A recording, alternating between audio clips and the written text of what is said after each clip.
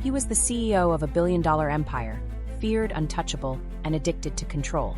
Until I walked in wearing 5-inch heels and a smile sharp enough to cut glass. He thought I was just his assistant, but I became his obsession, his secret, his downfall. I didn't fuck my way to the top. I made him kneel. And when the empire crumbled, I didn't run. I took his office, his power, and left him worshipping the heels that ruined him. This isn't a love story. It's a power play. And baby, I never lose.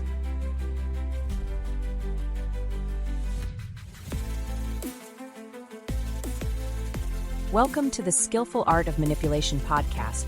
If you haven't already, please consider following us on your favorite podcast platform. Today we present to you Heels on His Heart. Let's dive into this thrilling narrative together. Chapter 1, The Interview. They say you never get a second chance to make a first impression. But I never needed one. Because when I walk into a room, I don't just arrive, I enter. And every eye turns like it's been summoned. Every pulse stutters like it forgot its job. I don't need to say a word. My presence writes its own script. Confidence is my perfume. And today I wore it like wore paint. Red. Not that cheap, flashy red that screams desperation or a clearance rack attempt at confidence. I wore deep, sultry Cabernet red. The kind of red that belongs in a glass you sip slowly on a rooftop after fucking someone who'll never forget you. My blouse was silk, hugging my body like it knew secrets the world wasn't ready for. I paired it with a black, high-waisted pencil skirt that showed off every curve I never once apologized for. And heels. 4-inch stilettos with a patent leather finish and crimson soles sharp enough to draw blood. I wanted him to bleed for me before I even knew his name. Stone and Weller towered above the street like it owned the skyline, glass, steel, and ego. The kind of place where assistants were treated like coffee-fetching wallpaper, and the executive suites reeked of money, lust, and power barely restrained by HR policies. I'd done my homework. The company made millions consulting for Fortune 500 giants, rebranding their public fuck-ups into palatable press releases. But the only branding I was concerned with was my own. My name, my ambition, my seduction. Because I wasn't applying to be an assistant. I was applying to be unforgettable.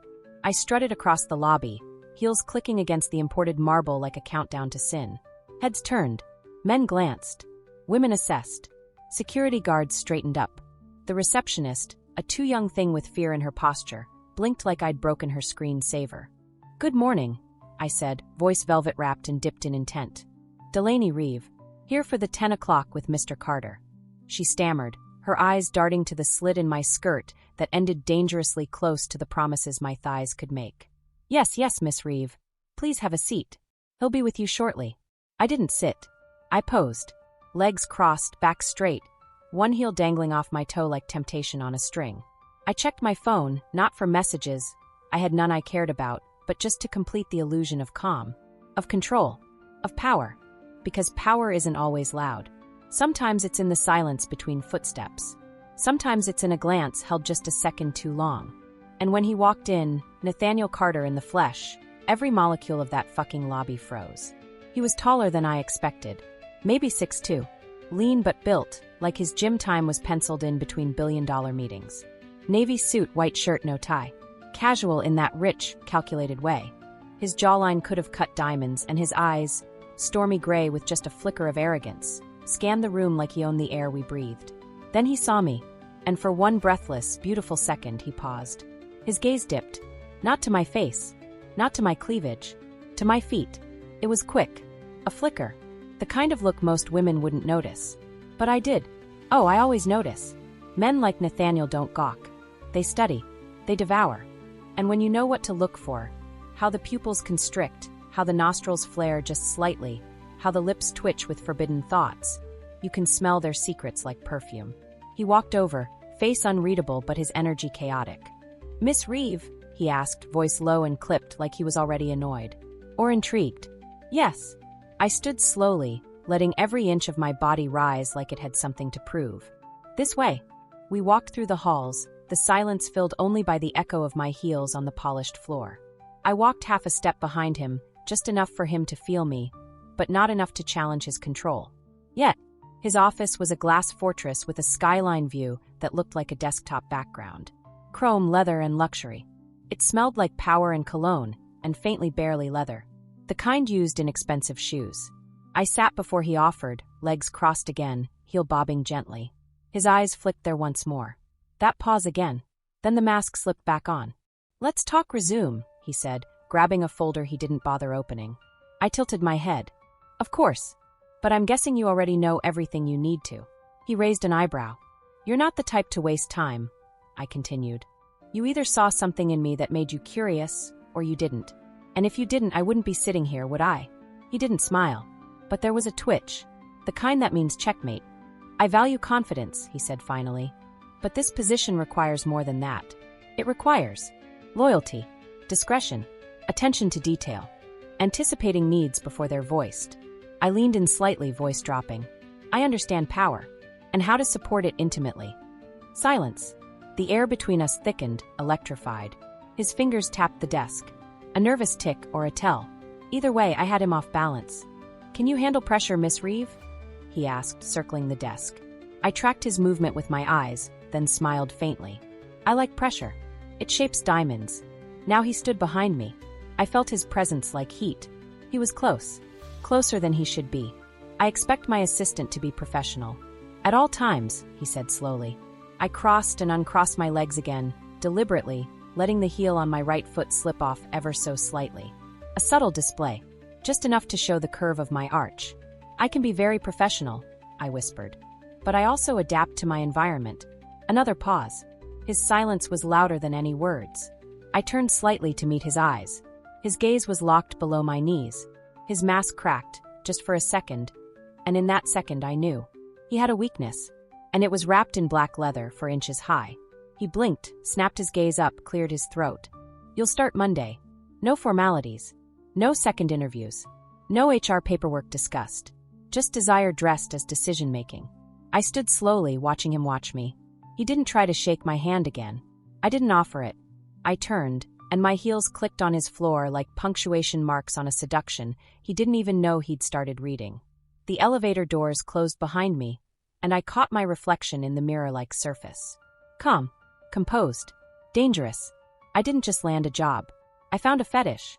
And baby, I'm about to exploit the fuck out of it. Because men like Nathaniel Carter think they're untouchable. But every king has a kink. And this queen just stepped on his heart in heels. Chapter 2, His Eyes, My Leash. It started the moment I stepped out of the elevator on my first day. The energy, the stares, the tension so thick you could spread it on toast and serve it as office gossip. People noticed me. Of course they did. I wasn't just a new hire, I was her. The woman who didn't belong in their stiff, neutral-toned world of blazers and lanyards. My heels clacked like they were spelling out letters in Morse code. DNGR. I could feel the judgment, the confusion, and, most importantly, the curiosity crawling down my legs like invisible fingers. Perfect. I dressed deliberately. Again, cream silk blouse tucked tight beneath a tailored pencil skirt that hugged my hips like a lover who never wanted to let go. No jacket, no blazer. Just skin, silk, and stilettos. Today's choice, black suede stilettos with gold heels. I wore no jewelry except a thin chain around my ankle, subtle and gleaming just above the strap. Yes, an ankle chain. Delicate, intimate, designed for his eyes. I didn't wear that for them. I wore it for him. Nathaniel Carter. The man with the poker face, the wallet fat enough to kill someone if dropped from a rooftop, and the kind of discipline that would make a monk blush. Unless you knew exactly where his cracks lived. And I knew now. His eyes told me everything. Even when he wasn't speaking, his silence sang. I approached the front desk where a man with a fake smile handed me my badge like I'd just won a prize he'd been secretly hoping would self-destruct. "Welcome, Miss Reeve," he said, but it sounded like "stay in your lane." I didn't even blink. I just smiled. "Where's Mr. Carter's office?" He pointed toward the far end of the executive floor. Frosted glass, silent phones, closed-door secrets. I walked the hallway slowly, each heel clicking with purpose, letting my rhythm mark the space.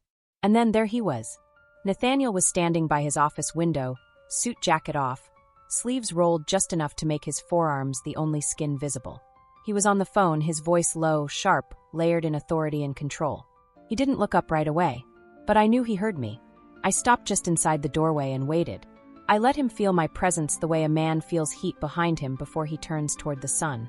And finally he turned, and his gaze dipped. Again, right to the chain on my ankle. He blinked. Regained composure. Hung up. "Miss Reeve," he said. "Mr. Carter." Silence. Tension stretched like lingerie about to snap. He gestured toward the desk across from his office. "That's you. I'll be pulling you into meetings. I like things handled fast. No mistakes." I nodded. "I don't make mistakes. I learn them in other people and use them as leverage." His brow arched, half impressed, half cautious. But the corner of his mouth twitched again. It was subtle, but I wasn't just anyone. I saw it. He liked the game. He just didn't know the rules were mine. The first few hours were boring on purpose. I knew how these types worked. They wanted to test your patience, see if you cracked. But I didn't. I answered emails, sorted folders, filed financial reports that reeked of tax loopholes and boardroom bullshit. Every so often he'd step out, stand behind me for a second too long, and say nothing. Nothing. Just stand there, breathing, watching, pretending he was there for a question he never asked. That's when I started the little things. Day one was about boundaries. So I bent them. I removed my heels when I sat. Not all the way.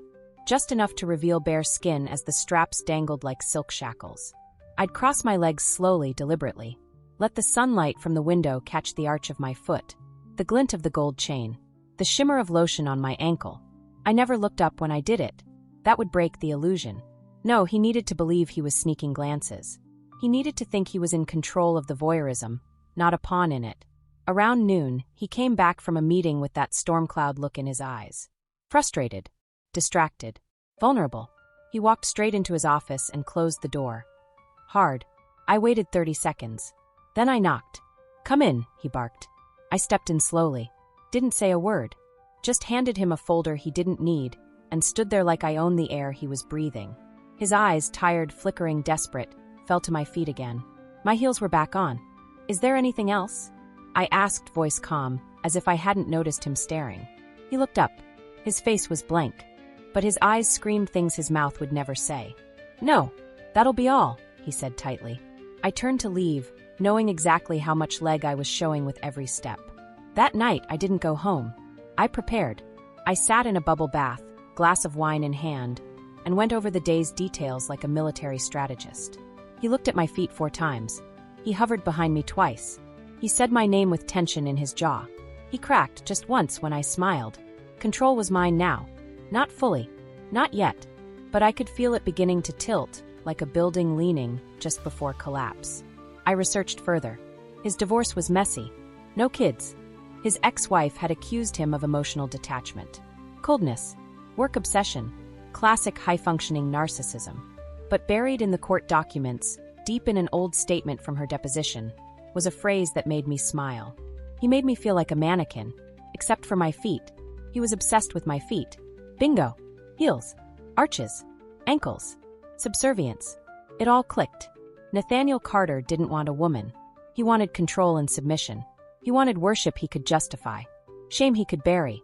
He wanted someone to tempt him without ever saying a word. And I was born for that role. By Friday, he wasn't even hiding it anymore. He lingered in doorways. His eyes dropped when I walked in. When I handed him notes, he stared at my fingers like they were forbidden fruit. And when he accidentally brushed my ankle under the conference room table, he didn't move right away. Just let it happen. I didn't flinch. I didn't smile. I let him wonder. That night, he emailed me. Subject line: schedule clarification. Body: please come to my office 7 a.m. Monday. We need to review priorities for Q2. Discretion appreciated. Discretion. Such a sexy word. I stared at the screen, wine in hand, and whispered to no one. It's starting. Chapter 3, The Submission Meeting. The elevator was quiet at 6:54 a.m. Too quiet. The kind of quiet that feels thick in your chest, like something's about to happen. Like the building itself knows it's about to witness something unprofessional, unholy, and unforgettable. And I intended to give it a show. The halls were still dark when I stepped onto the executive floor. The motion sensor lights blinked on one by one with each click of my heels, illuminating the corridor in a soft, sterile glow. The place felt like a cathedral, hollow, reverent, hiding secrets in its air vents. No clacking keyboards, no fake laughs, no water cooler chit-chat.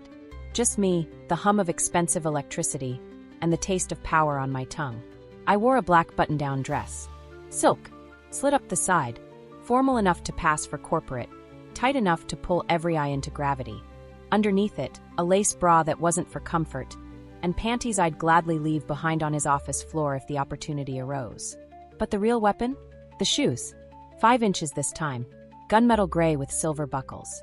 Straps wrapping up my ankles like a whispered promise. No red sole today. Today wasn't about screaming for attention. It was about control. Subtle. Silent. Strategic. I wasn't here to seduce him. I was here to unravel him. I knocked on his office door at 6:58. Punctual. Predictable. Polished. "Come in," he said, and the sound of his voice was different this time, gravelly tight like he hadn't slept or hadn't stopped thinking about me. I stepped inside and shut the door gently behind me. The blinds were half closed, city lights still shimmering against the glass like the night hadn't fully let go. He sat behind his desk, sleeves already rolled up, no jacket, the top button of his shirt undone. No tie. Again. Interesting. His eyes lifted, slowly, and when they met mine there was a flicker of hesitation. Like part of him wanted to be stern and detached, and the other part, the buried, hungry part, was ready to confess to every dirty thought he'd ever had since I walked through his door. "Good morning," I said, walking toward the desk with calm, measured confidence. He nodded once. "Have a seat." I did. Slowly. Legs crossed, dress rising just high enough to make him notice. He didn't say anything for a few seconds. He just stared. At me. At my legs. At my shoes. "I appreciate you coming in early," he finally said, voice smooth on the surface but cracked underneath. "There are a few sensitive matters I wanted to address without distraction." Distraction, he meant people. Eyes. Witnesses. Guilt. "Of course," I replied, tilting my head slightly. "Discretion is my specialty." His fingers tapped the desk once. Twice. Then he stood up abruptly, walked to the window, and stood there in silence. He didn't turn around. He was stalling, gathering strength, trying to suppress the urge that had been clawing at his skin all week. Good. That meant he was breaking. "I run this company with a strict code of conduct," he said after a long pause. "I don't tolerate blurred lines." I hummed, tracing the strap of my heel with one finger. "That's funny." He turned sharply. "What is?" "You asked me to come here at 7 a.m. alone. Unannounced. With discretion." I smiled sweetly. "That's not blurry. That's intentional." His jaw tensed. I didn't blink. The silence stretched again. He was looking for a way out, and he couldn't find one. "Are you accusing me of something?" he asked, but his voice was thinner now, less confident. "No," I said softly. "I'm acknowledging that I see you." He took a slow step toward me. My heart didn't race. My breath didn't catch. Because I was in control. I always was. "You're very bold, Miss Reeve." I uncrossed my legs, slow and deliberate. "Not bold. Honest." He watched as I stood, heels clicking softly on the hardwood. We were inches apart now. Close enough to smell his cologne, bergamot and cedar and tension. I lifted my foot and placed it gently on the edge of his desk. Just one. His breath hitched. He looked like a man trying to hold onto a dam that had already cracked. I didn't move. I didn't blink. I just let him look. Then I said it. The thing that changed everything. "I know what you want." He froze. "Excuse me?" "I've seen the way you look at my feet," I continued. "Calm. Controlled. You think you're subtle. You're not. You stare. You hesitate. You fantasize. And then you punish yourself for it." His face paled slightly. I lowered my foot slowly, heel brushing against his thigh as I did. Not accidental. Deliberate. "Do you want to fire me now?" I asked. He didn't speak. "I can walk out." Or what?" he asked hoarse. "Or," I whispered, "we can be honest." He stepped back like I'd struck him. Hands at his sides. Eyes wild. I'm not." "Yes, you are," I said, walking around the desk toward him, slow as sin. "You are exactly what I think you are. And I'm not here to shame you." I stood close. Too close. "I'm here to give you permission." He swallowed hard. The air between us buzzed. "I don't need permission," he said, but his voice betrayed him. "Yes, you do," I whispered. "You need someone to take control so you can finally let go." I leaned closer, my lips a breath from his ear. "Get on your knees." He didn't move. His eyes darted, fear, lust, panic, shame, all colliding in his skull like a car crash of conflicting identities. He stammered. "We can't." "I'm not asking," I said coldly. "I'm telling." And slowly, so slowly I thought I might come from the sight alone, he dropped. To his knees. Right there. in his high-rise corner office. At 7:03 in the morning, the king of stone and Weller on the floor in front of me, looking up like he'd found God. And she was wearing 5-inch heels. I took a step closer, letting the tip of my shoe hover near his chest. He looked like he might cry. Or beg. Or both. "You've wanted this since the moment you saw me," I said. "Didn't you?" He nodded. "Say it." His voice cracked. "Yes." I let the silence hang. Let him sit in it. Let the weight of what just happened sink deep into his soul like ink in wet paper. "You don't speak unless I give you permission," I said finally. He nodded again. And in that moment, I wasn't just his assistant. I wasn't just a woman in heels. I was the leash on his desires, the gatekeeper to his guilt, the storm inside his perfectly manicured world. And I had just become the most dangerous person in the building. Chapter 4. Leather, Leverage, and Lies. Power doesn't come from shouting. It comes from the whispers no one else hears, the looks no one else sees, the strings no one notices you pulling, until they're already tied up in them. By Monday evening, I had him on those strings. Nathaniel Carter, CEO, feared executive cold-blooded strategist, had kneeled at my feet that morning like I was some kind of deity. But I didn't need him to worship me just once. No, I needed to own him, his breath, his body, his decisions. I wanted him tangled in so much guilt and lust that he couldn't make a single move without checking how it might affect us. Except there was no us. There was only me, and how far I could take this. I left his office that morning without a kiss, a touch, or even a final glance. I simply stepped back into my heels and walked out, head high, spine straight, leaving him kneeling in silence, humiliated and addicted. Not a word was spoken between us for the rest of the day. But the tension? It followed us like perfume. He couldn't look me in the eye. Not when I brought him coffee. Not when I handed him a report. Not when I walked past his office door and felt his gaze trace the outline of my legs like a ghost touching a memory. I didn't need his words. His silence was louder than anything he could have said. He belonged to me now, and he didn't even know how deep it would go. Tuesday, the first offering. It arrived in a box. Black matte. No note. No label. I found it on my desk when I arrived. Early. As always. I didn't need to open it to know it was from him. The packaging itself whispered secrecy. Guilt. Shame wrapped in luxury. I slid the lid open. Inside was a single pair of heels. Handmade. Black leather. Red insoles. Gold hardware. 5.5 inches. Pure fucking elegance. They were art. Sex. Worship disguised as fashion. I didn't smile. I didn't blush. I didn't act like a girl surprised by attention. No. I slid them on immediately. The leather hugged my feet like it knew it didn't belong to me. Like it was owned by the man who'd gotten hard watching me slip them on in his imagination 1,000 times. At 9:04 a.m., I walked past his office with those heels clicking like bullets. He looked up for just a second. His pupils dilated. His lips parted. And then he quickly looked away. Good. He was still ashamed. Still scared. Still mine. Wednesday, the test. Midweek meetings meant boardroom time. Executives. Investors. PR parasites. And him. Sitting at the head of the table like nothing had changed. I arrived last, always a little late, always worth the wait. My outfit? Innocent. Ivory blouse. Long skirt. Hair tied up. Glasses, even. But the shoes. Oh, the shoes. Those heels he'd gifted me. Clicking down the hall like sin in surround sound. The men in the room barely glanced up. Most of them didn't even register my presence beyond the polite nod they gave every assistant. But Nathaniel? He was staring before I opened the damn door. I took the seat beside him. Deliberate. Silent. Poised. He cleared his throat. Let's begin. As they argued about quarterly projections and international shipping costs. I crossed my legs and let my heel dangle, swinging ever so gently back and forth. The gold buckle caught the light and sent it dancing across the polished table. I didn't look at him, but I felt him looking at me. Every fucking second. The tension wrapped around his throat like a noose. His hands trembled when he reached for his pen. His voice cracked once, just once, and it was so subtle that only someone studying him would have caught it. And I was studying him like he was a book written in lust and fear. Then, mid-meeting, I leaned over and whispered softly enough that no one else could hear. Thank you for the heels. They're beautiful. Do you want to see what they look like when I step on your chest? His body jerked like I'd tasered him. His fingers gripped the edge of the table. His jaw clenched so tightly I could hear the pressure in his molars.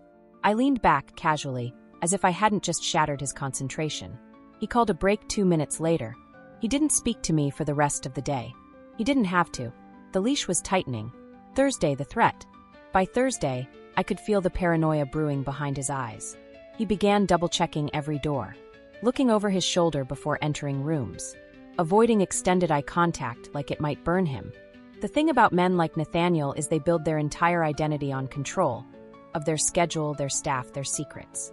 And I had become his biggest secret, which meant I held the detonator. Mid-afternoon, he sent me a message through our internal chat system. Nathaniel Carter, we need to discuss boundaries. Meet me in conference room B at 5:15. No one else will be around. Boundaries. Cute.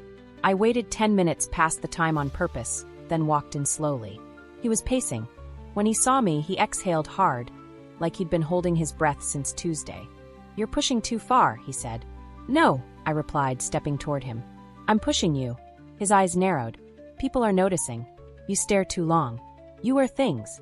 Things you like me to wear. That's not the point. It is exactly the point, I snapped, stepping into his space. You bought me shoes. You begged with your eyes. You kneeled. And now you're panicking because it felt too good. I could fire you, he said. I smiled. But you won't. He didn't deny it. You need this, I whispered. You need someone to break you down when no one else is watching. You need your ego split in half and fed back to you with a smile. His face went blank. Defeated. Desperate. You're going to keep giving me gifts, I said. You're going to keep watching me. You're going to follow every unspoken rule I write for you in silence. And if I don't? I leaned in and whispered against his ear. I'll kneel in the lobby and show them the bruises on my knees and say your name. He paled. I stepped back. This is no longer a flirtation. It's a contract. One I'm writing. Then I left him there. Speechless. Shaken. Completely, utterly mine. Friday, the proof. By Friday, my desk drawer had 3 new pairs of shoes in it. No notes. No packaging. Just offerings. My calendar had 1 new meeting invite. Weekly priorities, private review, 6:30 a.m. Same room. Same time. New rules. And Nathaniel? He still wouldn't look me in the eyes in front of anyone else. But in private, he'd already begun learning how to crawl. Chapter 5, The Favor Economy. It started with a door code. An ordinary little beep. One morning I arrived early. Earlier than usual. And instead of waiting for Nathaniel to buzz me in, I found a sticky note on the inside of the private elevator. 7819, don't forget. No signature. No explanation. But I didn't need one. It was the access code to his executive wing. That door, usually locked, guarded, protected, opened to me now. Not HR. Not even the CFO. Just me. With 4 digits, Nathaniel Carter gave me his trust. Or maybe it wasn't trust at all. Maybe it was desperation, cloaked in convenience. Either way, I walked through that glass security door like it was my own personal red carpet. My heels echoed louder inside that quiet corridor, each step a reminder that this place, his sanctuary, was mine now. I slid into my desk without knocking on his office door. I could see his silhouette through the frosted glass. He didn't acknowledge me. He didn't have to. This wasn't about greetings anymore. This was about territory. I took out my compact mirror, touched up my lipstick, crossed my legs slowly, and began orchestrating the next level of our game. Leverage. The thing about power is once you taste it, you don't just want more, you need more. And not just over one person. Over the room. Over the system. Over the entire goddamn ecosystem that feeds the man you've already broken. I began watching more than Nathaniel. I watched them. The other execs. The department heads. The ones who whispered things they thought assistants couldn't hear. The ones who rolled their eyes at female interns, flirted with the receptionists, passed judgment like breath mints at meetings. I started collecting. Not files. Not numbers. Weaknesses. Charlie from marketing had a drinking problem. I could smell it on his breath after lunch.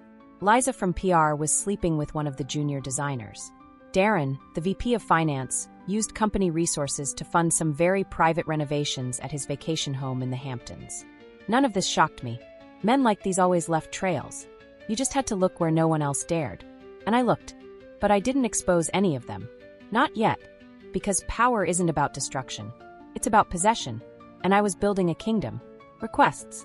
It began subtly. A new chair for my desk. I told Nathaniel the old one was uncomfortable. He didn't ask follow-up questions. A Herman Miller model arrived the next morning. Next, I accidentally dropped hints about the elevator being slow during peak hours. By Friday, I had my own override key for the service elevator. No more waiting with the assistants or junior staff. Just me rising above them, literally. Then came the admin budget. I opened the spreadsheet one morning and found that my monthly expense allocation had quietly doubled. No explanation. No oversight. Just more room to move. I started billing things that had nothing to do with work. Lunches at hotels, car services, new heels. All approved. He never questioned any of it. Because at this point, Nathaniel was no longer managing a company. He was managing me and losing control by the minute. The unspoken meetings. He stopped scheduling them after a while. There were no more 6:30 a.m. invites or fake calendar holds. Instead, I'd walk into his office around sunrise. No knocking. No small talk. He'd already be waiting, sometimes at his desk, sometimes kneeling behind it like a sinner at a confessional. He stopped asking me to justify myself. He didn't need to. One morning, I walked in and found him completely still, his eyes on the floor, his tie undone. "Close your eyes," I whispered. He did. I walked slowly around his chair, letting the tip of my heel graze the hardwood. Then, I lifted one leg and placed the arch of my foot on his shoulder. "You know I could ruin you, right?" I said. He nodded, eyes still closed. "Say it. You could ruin me." I pushed slightly with my foot. "And yet here you are. I want to be ruined." God, the way he said it. Soft. Choked. Like he hated himself for meaning it, but loved the pain in every syllable. I didn't need to touch him. I didn't need to fuck him. That was the brilliance of it. I never had to give him what he wanted. Just the suggestion of it. The maybe. The someday. Hope is the most addictive drug in the world. And he was overdosing on it. Whispers and eyes. The others started noticing. They didn't have proof. Just questions. They whispered when I walked past. Not always cruel. Sometimes envious, sometimes unsure. But always curious. I was getting invited to executive lunches. Not as a note-taker. As a +1. I got questions directed at me in meetings. "Delaney, what's your take on this?" It was almost funny. None of them could say what I did. Because I did nothing. I was just always there. Always in the room. Always looking immaculate. Always stepping just ahead of the assistant title. There was one moment I won't forget. After a tense quarterly review, where profits dipped and tempers flared, Nathaniel stormed out of the boardroom. Everyone sat in silence. I stood. Calm. Composed. "He'll want to pivot toward long-term assets," I said. "And he'll cut recruitment first. Brace your departments." Every head turned. "Did he tell you that?" someone asked. "No," I said. "But I know him." And I did. Better than they ever would. Because they only saw the man in the suit. I saw the man on the floor. Control is a language. That weekend, he texted me for the first time. No email. No formal request. Just, "I need to see you." I didn't reply. I let him sit in silence. Sit with need. Sit with longing. 3 hours later, another message. "Please." Still. I waited. By Sunday night, I replied. "Send a car." Monday. 5 a.m. No address. No emoji. No warmth. Just a command. And he followed it. Because by now he knew. I wasn't just playing the game. I was the game. Chapter 6. Cracks in the glass. Power is a performance. But control. Control is an illusion you sell so well, people forget to ask for proof. By now, I was more than Nathaniel Carter's assistant. I was his silence. His shame. His sanctuary. And his favorite sin. But every empire built on secrets eventually invites someone to go looking for the cracks. And the first fracture came in the form of a woman named Leah, executive assistant to the chief operating officer. For years with the company. Tailored blazers. Neutral lipsticks. The kind of woman who believed in punctuality, HR policies, and power through proximity. She didn't like me. She didn't have to say it. The passive-aggressive glances, the way she suddenly started hovering in the kitchen every time I came in for coffee, the sharp little when I walked into meetings like I owned the fucking floor. Yeah, she hated me. Because she knew. She didn't have proof. But women like us? We don't need evidence. We feel it. We smell it in the air. We hear it in the way a man's voice changes when you're mentioned. We see it in the way he stiffens when we enter the room, the way he unconsciously adjusts his tie, runs a hand over his mouth like he's silencing thoughts he shouldn't be having. Leah was on to me, and that made her dangerous. The morning he broke. Monday, 5 a.m. The town car pulled up to my building just like I instructed. No text. No knock. Just obedience. Nathaniel was already inside. Back seat. Wearing a black wool coat over his usual pressed shirt and slacks. He looked like a man going to confession, and I was the high priestess of his absolution. I slid in beside him without a word, crossed my legs slowly, wore heels that could cut diamonds, glossed lips, eyes unreadable. "You look," he started, then stopped. "Incredible." "Good," I said softly. "Because you're about to suffer." His breath caught. I leaned close. "Do you remember what you said last week? On your knees, when you begged to be ruined?" He nodded. "Today's your test," I whispered. "You're going to follow my instructions to the letter. No questions. No hesitation." "Yes." "Yes what?" He hesitated. I slapped his thigh, not hard, just enough. "Yes, Miss Reeve," he said.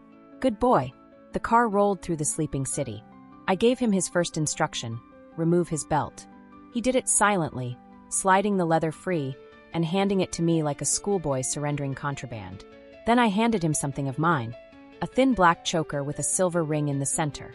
He stared at it like it was a noose made of sex and guilt. "Put it on," I said. And he did, just like that. The man with 10 floors under his name, a multi-million-dollar portfolio, a company-wide reputation for being cold, calculated, ruthless. Sitting beside me in a car at dawn, wearing a collar like a house pet. My power over him wasn't sexual. It was spiritual. I'd reached inside and wrapped my fingers around the place he didn't even know existed until I showed it to him. And now he needed me to squeeze it just to feel alive. The office heatwave. The next few days blurred into each other. The lines between professionalism and perversion? Gone. He stopped resisting. Stopped pretending. He no longer tried to hide how he looked at me when I passed his office. No longer avoided proximity. He didn't care anymore about rules, about reputation, about restraint. And that scared everyone else. It started with whispers. The kind that slithered through the hallways, through private Slack channels and muted phone calls. "She's always in his office. Did you see her shoes today? That's not office appropriate. I think she's sleeping with him." But I wasn't. That was the brilliance of it. We hadn't even kissed. Not once. And yet I owned him in ways 1,000 blowjobs never could. He was addicted to the leash, to the denial, to the constant state of wanting and not having. Every time he tried to assert control, I flipped it on him. At lunch one afternoon, he made the mistake of placing his hand on the small of my back in the hallway. In front of Leah. Her eyes snapped to the contact like a bloodhound catching a scent. I turned and smiled at him, then said, loud enough for everyone to hear, "Keep your hands to yourself, Mr. Carter." His face dropped. Embarrassed. Caught. The hallway fell silent. He didn't touch me again. But the damage was done. And Leah? Leah went to HR. The warning. Her email wasn't subtle. Subject: unprofessional conduct, Mr. Carter and Miss Reeve. To HR Director. CC Legal Counsel. Attachment: for blurry screenshots from security footage. Nothing conclusive. No smoking gun. Just shadows of me walking into his office at early hours. Lingering glances. That one moment with his hand. But it was enough to raise eyebrows. Enough to plant seeds. I knew about it before Nathaniel did. Because the HR director, Tanya, she owed me a favor. 2 weeks ago, I caught her crying in the women's bathroom, mascara bleeding down her face, phone clutched in her shaking hands. Her husband was cheating. I listened. I handed her tissues. I told her how I once tracked a man's burner phone using his Google activity. By the end of that conversation, I had Tanya's loyalty. So when Leah sent that email, Tanya forwarded it to me before it even reached Nathaniel's inbox. I printed it, walked into his office, dropped it on his desk. "Your dog is barking," I said. He looked confused for a second, then paled when he read the subject line. "She's jealous," I continued. "You humiliated her by favoring me. She smells weakness." He sat back in his chair, exhaling hard. "What should I do?" I leaned over, heels clicking as I stepped close. "You don't do anything." "I don't. No. I do." The retaliation. I cornered Leah the next day. In the break room. No audience. Just the two of us. She was pouring coffee. I was pouring poison. "You know what your mistake was?" I asked sweetly. She turned, eyebrows raised, that tight little smirk women wear when they think they've won something. "You underestimated me," I continued. "You thought you were dealing with some girl who fucked her way into an office." She didn't reply. "I don't fuck up," I whispered. "I fuck forward. I build. I manipulate. I make kings kneel." Her hand trembled slightly, coffee splashing onto her blouse. I stepped closer. And if you ever send another email with my name in it, I'll make sure your tax fraud becomes a company-wide conversation. Those PayPal invoices from your side hustle? Cute. Illegal, but cute. Her face went pale. And Leah, I said, turning to leave. This is me being nice. The fallout. By Friday, Leah had withdrawn the complaint. Tanya investigated and found no inappropriate behavior. Nathaniel didn't say a word to me about it. But he did send another gift. A red leather box. Inside, a silver key with a tag that read, Parking Garage, P3, space number 28. I went down after hours, heels echoing through the empty structure, and found a black Porsche sitting there with the engine still warm. No note, just the car. He was trying to buy silence, trying to thank me, trying to keep me, but what he didn't know was he never had to, because I was already going to burn this whole building down. Chapter 7. The Fall That Made Me Rise. Every empire falls, and sometimes the person who built it is the same one who brings it to its knees. Nathaniel Carter was once a man feared by an entire floor of executive minds. They worshipped his mind, quoted his boardroom decrees, and whispered about his cold eyes like they were carved from granite. But beneath the surface, beneath the suit, the salary, the prestige, there was a man who wanted to be broken. And I broke him. Not with sex, not with screams, with silence, with heels. And now it was time to finish what I started. The audit. It began with an email. Subject line. Urgent. Stone and Weller, internal audit request. Sender. External Legal Compliance Division. I'd scheduled it myself. Of course, no one knew that. Not even Nathaniel. You see, months ago, I'd started documenting everything. Every unusual expense he approved. Every wire transfer with no explanation. Every department adjustment I subtly encouraged him to make under my influence. I'd cataloged conversations, collected receipts, saved screenshots. Not because I wanted to destroy him, but because I wanted to own the explosion. Control is a currency and blackmail is the stock market.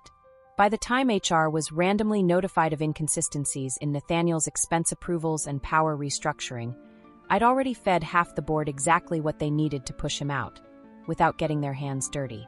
When the meeting was called, I sat in the front row of the executive conference room. Calm, polished, serene. He walked in late, eyes tired, tie missing, shirt slightly wrinkled. For the first time since I met him, he looked human, not powerful, frail. Mr. Carter, said Tanya, her voice steady, the board has reviewed the findings. He didn't sit. He just stood there, silent, watching the faces he once controlled now staring at him like a virus under glass. This audit revealed multiple violations of internal financial protocols, she continued. Misappropriation of funds, unapproved budget increases, breaches of ethical conduct. He glanced at me then, just once, and I gave him nothing. No smile, no signal, no remorse, just silence. I didn't misuse anything, he finally said, voice breaking. These decisions were made with strategic intent. Tanya cut him off. Decisions like tripling the assistant discretionary fund with no approval, or paying for luxury vehicles from administrative expenses. He tried to speak, but he was already drowning. This company can't afford scandal, the CFO said. We're prepared to offer you a resignation package. Quiet exit. Severance. But it ends today. Silence fell again. His hands trembled. He looked at me again as if begging for an anchor. I leaned forward, laced my fingers, and said calmly, You should take the deal, Mr. Carter. It's generous. And just like that, the man who once ruled skyscrapers, who made billion-dollar decisions over morning espresso, nodded like a schoolboy being scolded, and walked out, not with rage, not with resistance, with nothing. The rise. 1 week later, they offered me his office. Of course they did. I was already doing half his job by then, quietly solving problems, guiding internal affairs, keeping the HR team smooth and silent. I knew where the bodies were buried. I knew who was loyal. I knew how to smile without ever showing my teeth. But I didn't take his office. I took Leah's. She was demoted officially for performance concerns. Unofficially, for being dumb enough to think I was a threat she could outwit. I wanted to sit where she once sat. Not because I needed the space, but because I wanted her to watch. Watch me answer calls she used to take. Watch me wear the badge she once guarded. Watch me rise like smoke while she sank into paperwork and irrelevance. By then, the whispers had turned to awe. She's brilliant. She never speaks unless she has to. Do you think she'll be the next VP? I didn't answer any of them. I just kept walking, always in heels, always calm, always composed, because I wasn't chasing power anymore. I was the power, the last gift. 3 months later, a package arrived at my apartment. No return label, just a plain black box with a crimson ribbon. I knew who it was from before I touched it. Inside, a pair of stilettos, 6 inches, midnight blue, velvet, embroidered with the words, "For the one who made me kneel." There was a note folded beneath the tissue paper.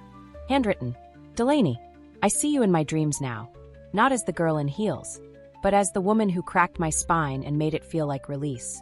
They think I'm gone, finished, but I'm not. I'm building again, quietly, from the ground up, but I'll never forget what it felt like to be under you. To ache, to need, to want to be nothing while you stood above me like the storm you are. You didn't destroy me. You freed me. N. I folded the note. Slowly, calmly. Then I slipped the heels on, walked to the full-length mirror, and smiled, not because I missed him, but because even in exile, he still belonged to me. The closure. People always ask how I did it, how I went from being the assistant to the woman no one dares interrupt. They think it was beauty, sex, manipulation, and yes, those helped. But the truth is far simpler. I listened, I watched, I waited, and I struck like lightning wrapped in silk. I never raised my voice. I never played victim. I never begged for a seat at the table. I brought my own chair, my own wine, my own damn contract. And then, I made them sign it in blood, because I am not just the woman in heels. I am the storm they never saw coming. And every time one of them steps onto the elevator, here's the soft click of leather against marble floors. They remember, she didn't fuck her way to the top. She stepped on the bodies, and smiled doing it.